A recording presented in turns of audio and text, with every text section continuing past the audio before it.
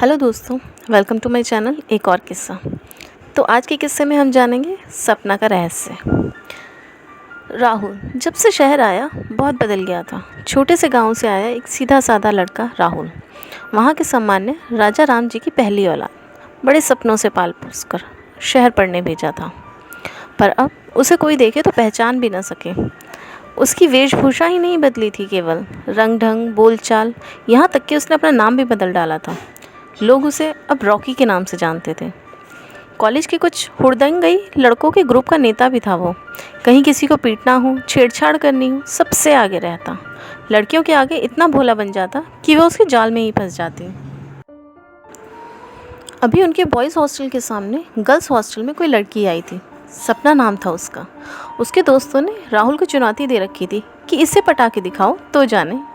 पहले पहल तो राहुल ने ध्यान ही ना दिया। फिर एक दिन उसने सपना की फ़ोटो देखी। कितनी खूबसूरत लड़की थी। गोरा दूधिया रंग, कमर तक लहराते रेशमी सिल्की बाल, बड़े बड़े कजरारे नैन। वो अपलक बस उसे देखता ही रह गया। अब तो उसके मन में भी इच्छा जगी कि इस लड़की से तो दोस्ती करनी ही पड़ेगी, जिसे देखते ही पहली नज़र में उसे प्यार हो। राहुल सुबह शाम गर्ल्स हॉस्टल के चक्कर लगाता, पर उसे कभी न देख पाया। फिर किसी दोस्त ने बताया कि वो सामने वाले पार्क में सुबह शाम जॉगिंग के लिए जाती है। राहुल को उससे मिलने की बहुत ही ज़्यादा बेताबी थी। पहुंच गया सुबह सुबह। जैसी तस्वीर में थी उससे कहीं ज़्यादा खूबसूरत। राहुल उसके आसपास मंडराता रहा, पर उसने आंख उठा के भी ना देखा। वह बहुत परेशान हो गया कि ये कैसी लड़की है, शायद पहली जो इसके जाल में फंसने से बच रही है। इसने तो आंख उठा के भी नहीं देखा। ऐसा कैसे हो गया? राहुल के अहम को बहुत चोट पहुंची इस बात से। वो चिड़चिड़ाने लगा था, बात बात में खूंखार हो उठता। चाह के भी सपना की बेरुखी उससे सहन नहीं हो रही थी। जितनी कोशिश करता उसे भुलाने की, वो ज़्यादा दिमाग में आती। एक दिन हल्का शाम का अंधेरा छाने लगा था और वो पार्क में घूम रहा था, और पीछे से किसी आवाज़ ने उसके बढ़ते कदम रोक दिए।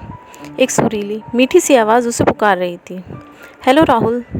वो पीछे मुड़ के देखने ही वाला था कि आवाज़ ने उसे रोक दिया। पीछे मुड़ के मत देखना कभी भी, मैं वही हूँ जिसका तुम बहुत दिनों से इंतज़ार कर रहे थे। बेसाख्ता से वो बोला, सपना हो तुम? वो सुरीली आवाज़ में हंसी, क्या बात है, दाद देनी पड़ेगी तुम्हारी, लेकिन ध्यान रखना कभी मुझे पीछे मुड़ के मत देखना। तो आप मेरे बराबर में आ जाइए, राहुल ने विनय की। नहीं, ऐसा नहीं हो सकता, वो बोली। क्या मैं इसका कारण जान सकता हूँ? वो दबे हुए स्वर में बोला। इतना बोलने वाले मुझे पसंद नहीं। पीछे से आवाज़ का सुरीलापन कुछ कम होता जा रहा था। हाँ, नहीं, मना किया ना, पीछे मत देखना, बार बार चेतावनी नहीं दूंगी। अचानक राहुल को कोई मजबूत हाथ अपनी गर्दन पर महसूस हुए। छोड़ो, वो गिड़गिड़ा उठा। हाथों की पकड़ धीमी हो गई थी। राहुल बहुत डर गया था। गहरी सांस लेता हुआ वो आगे बढ़ने लगा। थोड़ी दूर जाने पर उसे लगा कि अब उसके साथ शायद कोई नहीं था, लेकिन पीछे देखने को मना था, इसलिए वो सीधा कमरे में जाकर बिस्तर पर औंधे मुँह गिर गया। राहुल बहुत ज़्यादा डर गया था उस दिन। कुछ दिन वो पार्क ही नहीं गया, पर मन में अकुलाहट थी कि ये सपना ही थी या कोई और। हिम्मत बटोर आज वो फिर चल दिया। पार्क में आज सपना दिखाई नहीं दी। वो निराश भी था और रिलैक्स भी कि चलो जान छूटी। अभी सोच ही रहा था कि पीछे से कुछ परिचित सी आवाज़ आई, आज बहुत दिन बाद है, तबीयत ठीक है तुम्हारी? शाबाश, पीछे नहीं देखना, समझदार हो गए हो, वो बोली। बीमार था, राहुल कांपती आवाज़ में बोला। अरे डरो मत, मैं इतनी भी बुरी नहीं हूँ। चलो तुम्हें आज अपनी शक्ल दिखाती हूँ। अपनी नाक की सीध में चलते रहो, जब मैं कहूँगी बस तब रुक जाना वहाँ। राहुल वैसे ही चलता रहा। सामने एक झील थी, वो आगे और आवाज़ पीछे पीछे। थोड़ी देर में झील के पानी में एक छवि उभरी, एक सुंदर सी लड़की जो कि बिल्कुल सपना के जैसी दिखती थी। राहुल गौर से उसे देखता रहा। अचानक उसकी निगाह उसके पैरों तक पहुंची और वो चक्कर खा के गिरने को हुआ। उस लड़की के पैर उल्टे थे।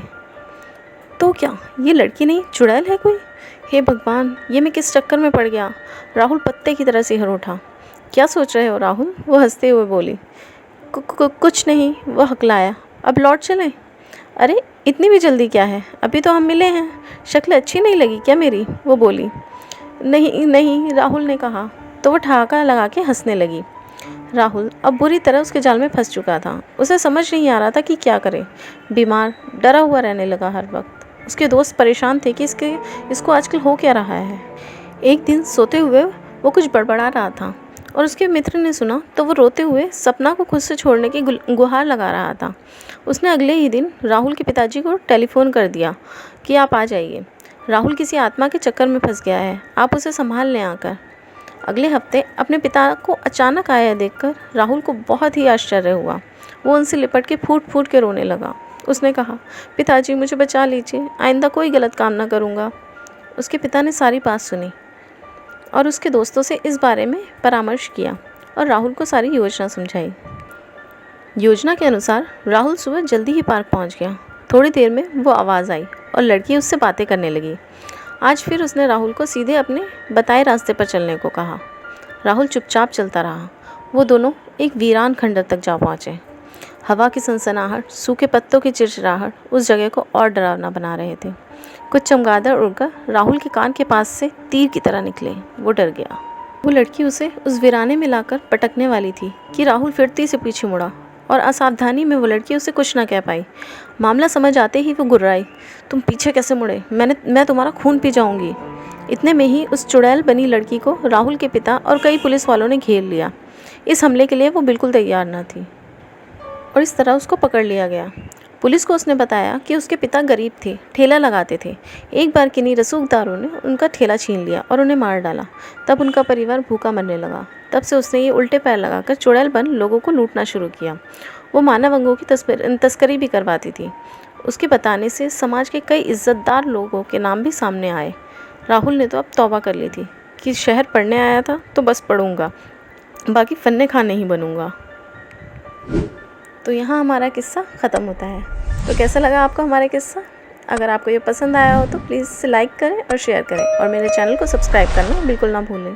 Thank you for watching.